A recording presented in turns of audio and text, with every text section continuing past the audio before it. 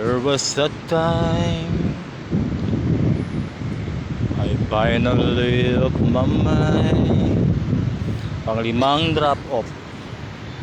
Panglimang drop off. Waiting. Tagal ni client.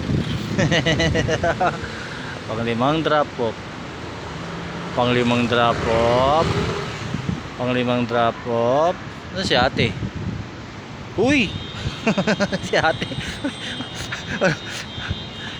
Ate. Ate. Waiting. Ang tagal bumaba. Panglimang drop off. Ayun no. Nasa taas. Panglimang drop off. Ate. Tingin ka muna te. Anong sabi ni client?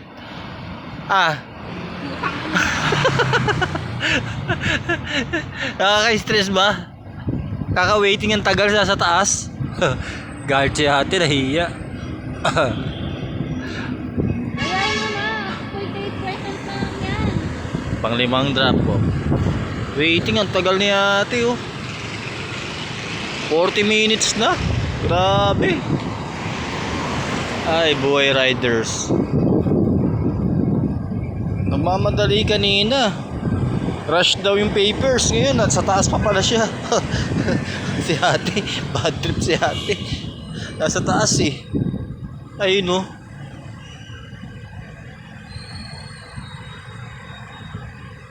Andyan siya sa taas.